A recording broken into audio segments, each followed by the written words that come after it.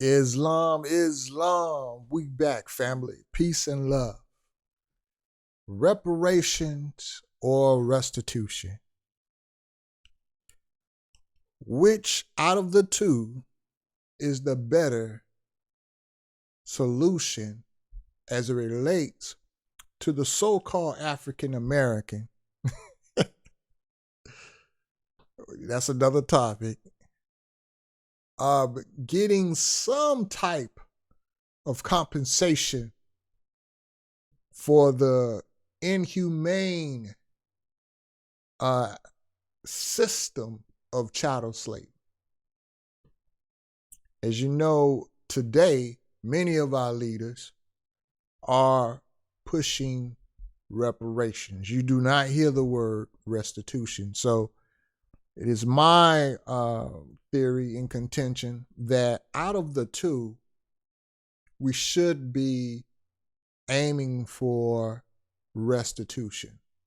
And before you, I have here up, I have an outline of some notes that I've taken in regards to the Uniform Crime Victims Reparations Act. And if you saw my previous video on this subject, I spoke about how this particular act, which let's take a look at it here. Let's go ahead and jump on in. This particular act, so we get this right for y'all, was actually prepared by the American Bar Association, right? And you can look this up here. This particular document that we're looking at, 1974, produced by Georgetown University Law Center.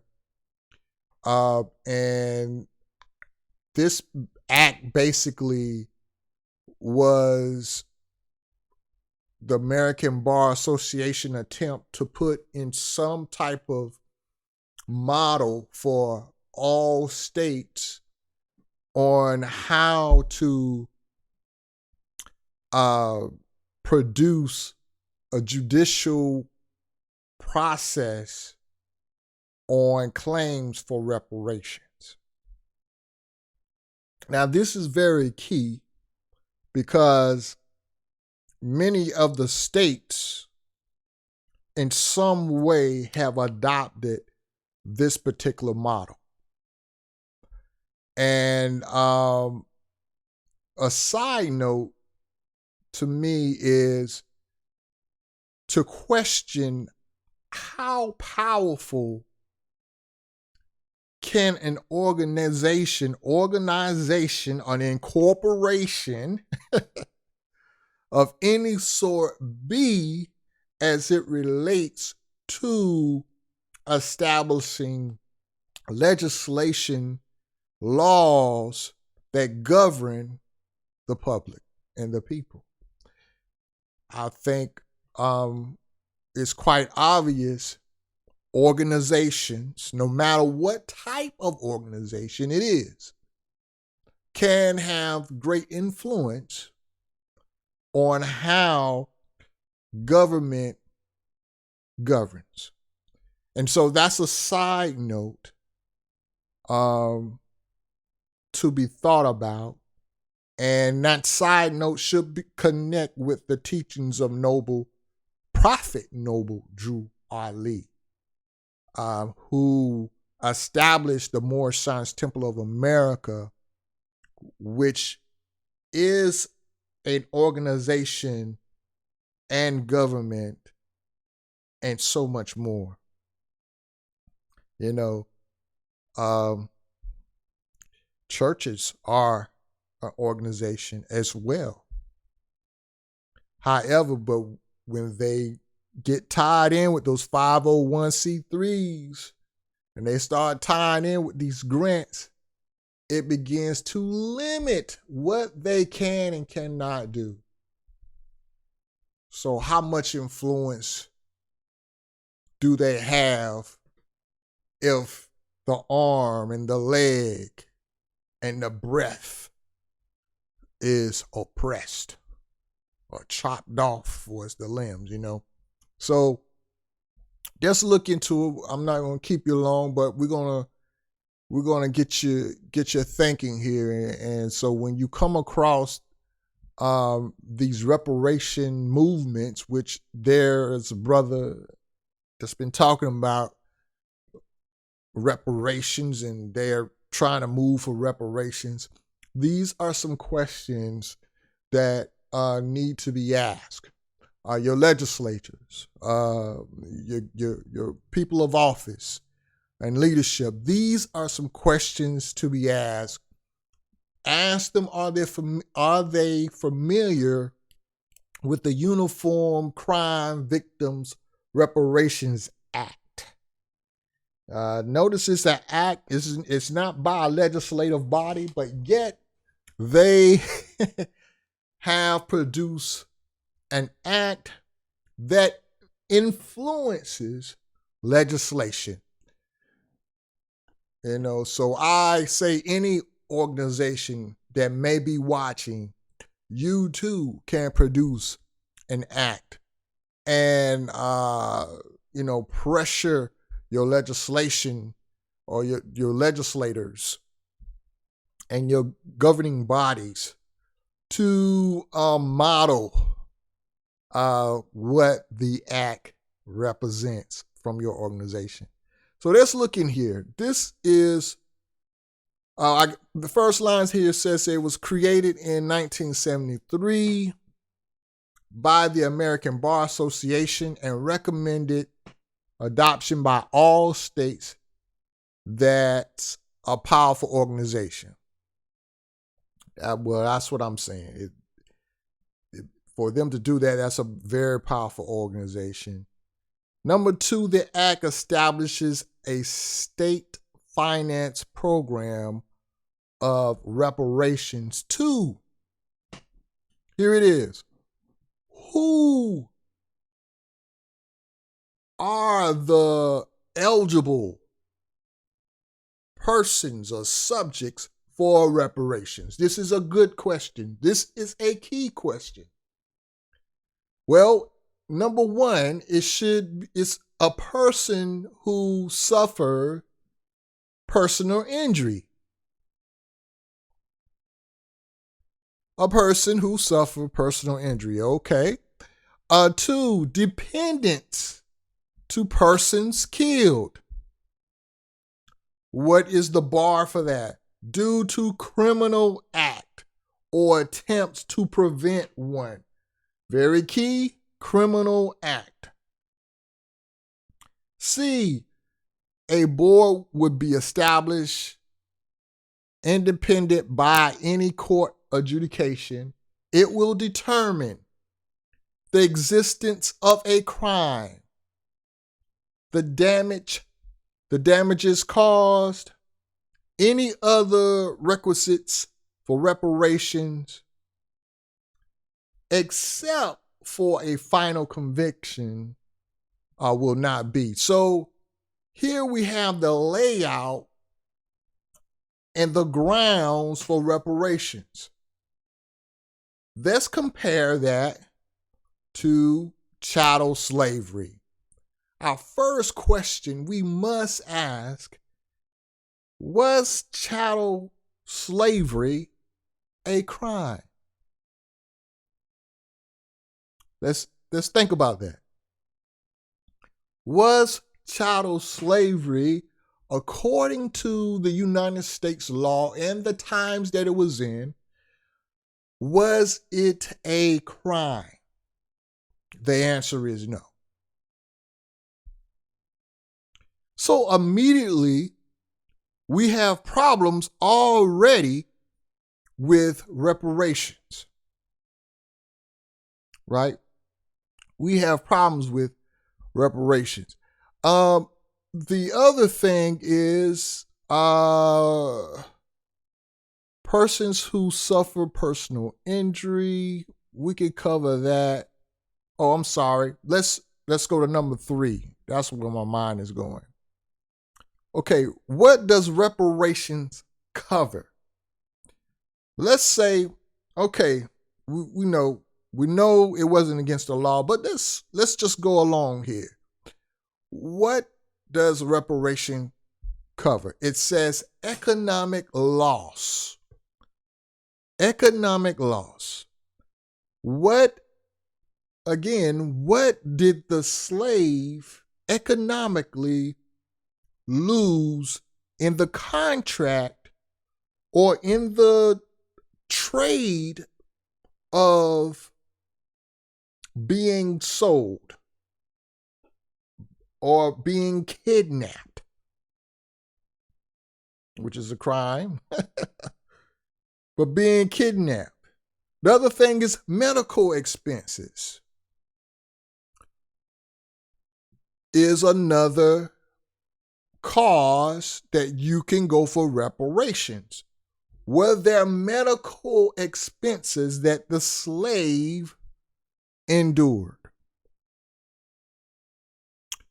Another question is rehabilitative and occupational retraining expense. Did chattel slavery cause the slave to have to be rehabilitated and retrained in his occupational duties as a chattel slave? The other one is loss of earnings. As a slave, did the slave lose earnings? And E here, the cost of substitute services. Did the slave lose earnings because massa brought in a substitute or another slave to do the slave's work?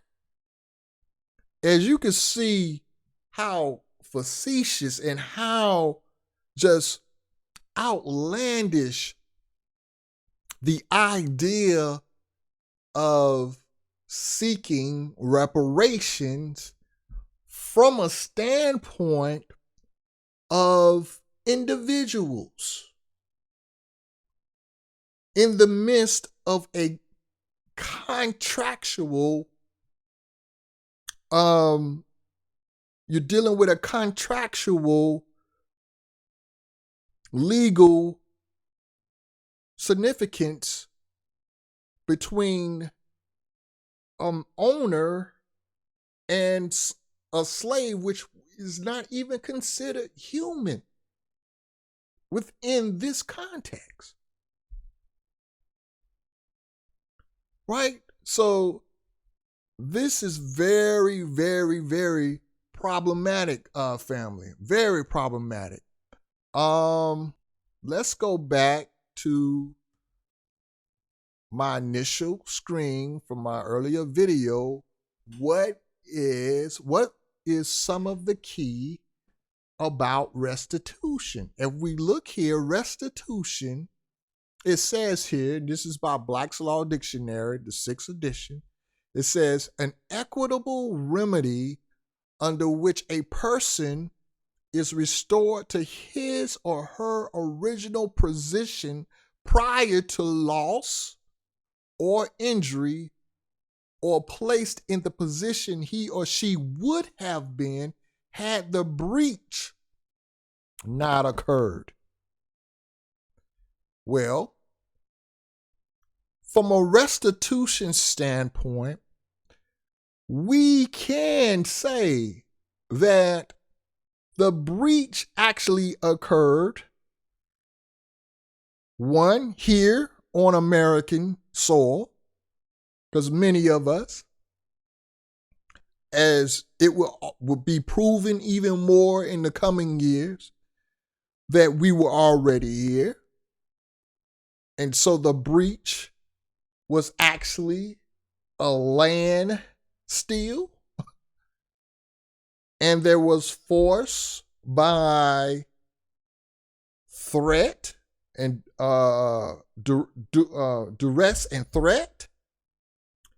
So the breach in this sense is one of humanity, right? Another breach can be possibly shown is the ones that did cross the Atlantic slave, the Atlantic coming over, the breaches of, I guarantee you, many of the conditions in which slavery was to be conducted. Now, there's some of you familiar with the black codes. There were certain codes that slave holders, as we would say, rather than slave masters, but the slave holders had to conduct themselves with slaves. There were certain things that they had to provide for them. There were certain conditions, living conditions, they were supposed to abide by. Those could be standards by which certainly restitution and possibly even on that angle, reparations may be sought.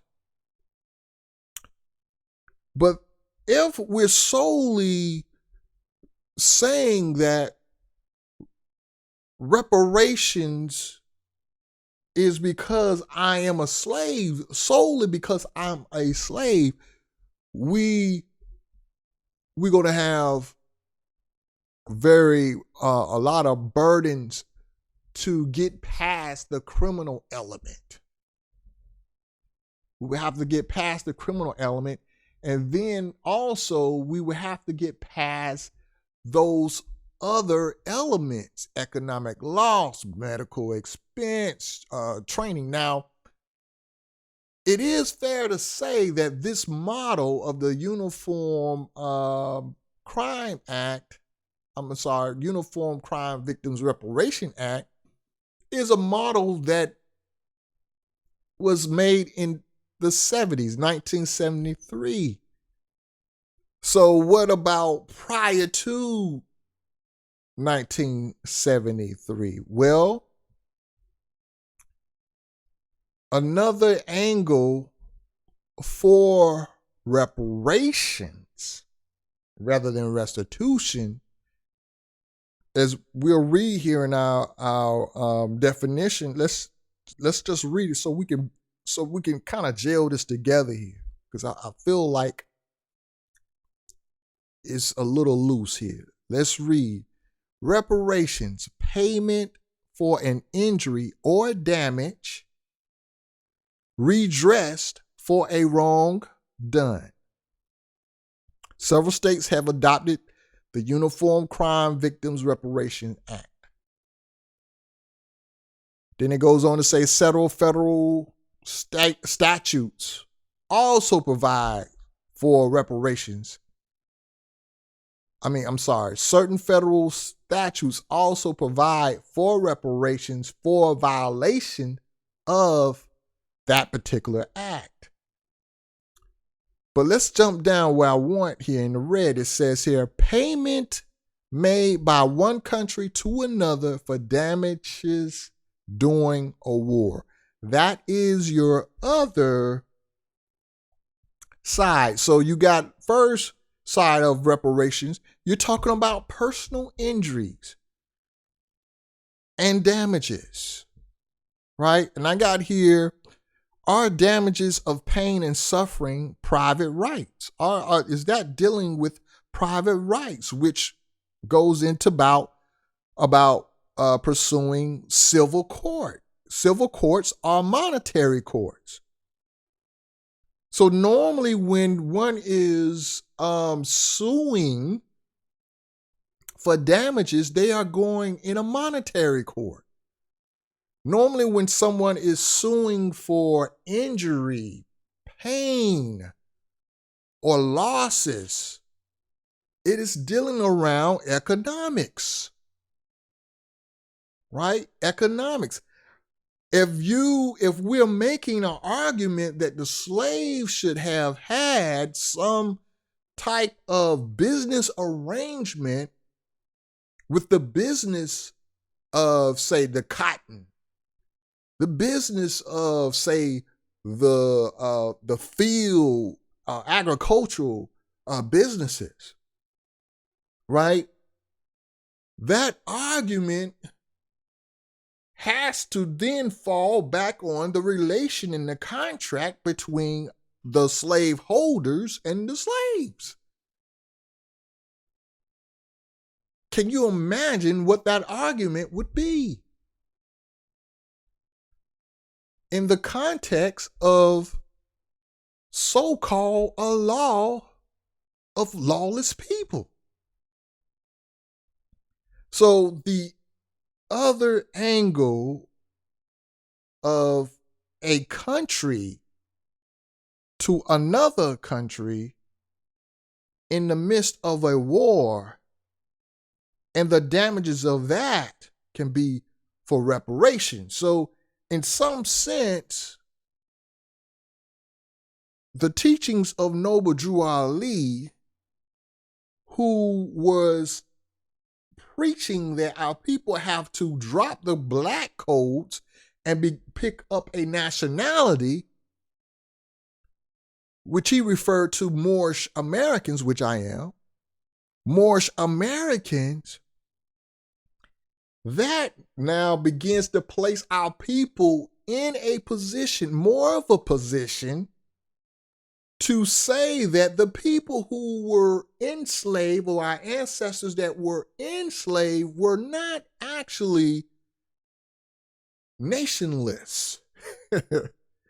They were of the Moorish Empire. And then if we can connect that the Moorish Empire, ancient Morocco, not the one now, but the ancient Morocco, who were the first to recognize the United States as we know it. And that's interesting because one of the reasons why it's interesting is because records in history will say that the Moorish Empire actually had claims to the Americas. And actually, there were kingdoms and customs and interrelations between the people across the Atlantic and the people here.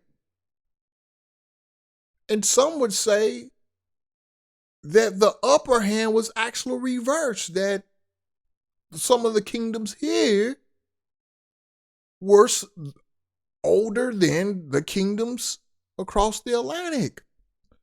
So if we begin to put those puzzles together and begin to reclaim our nationality as a nation, as a country, the clause of reparations would fit nowadays. With all that being said, for right now, because that is so much for our people to grab, but for right now, even as, let's say, a group of people who have a common heritage, grouping and posing the indictment that slavery was actually a crime against humanity. Right? That it was a crime against the will of divine law. And restitution is the only equitable remedy to place or restore our people back to their rightful positions in their glory days of the 700s. Because restitution is about restoring the person back to the state prior to the breach. Whereas reparations is about paying damages for a actual injury or cause or loss of economics.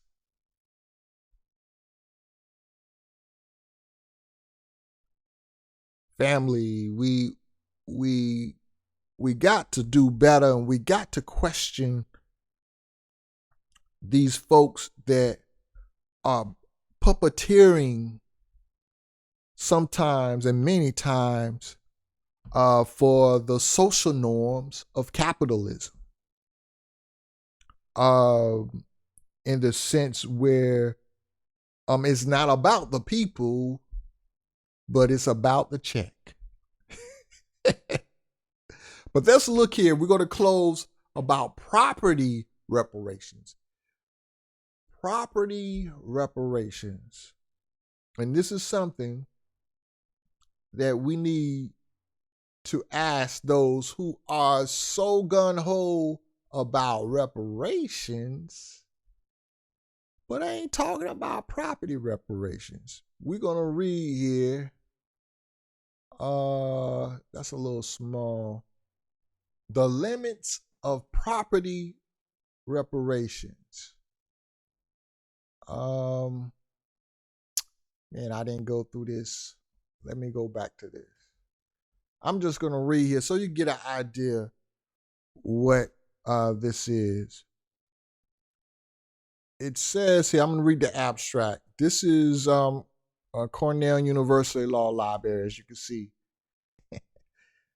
Human history is replete with examples of unjustified expropriation of property by conquering states and other transitory regimes.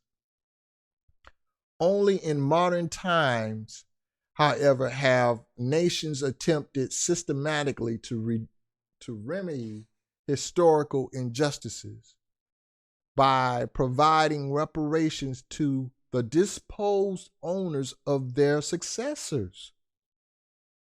From the Aboriginal people of the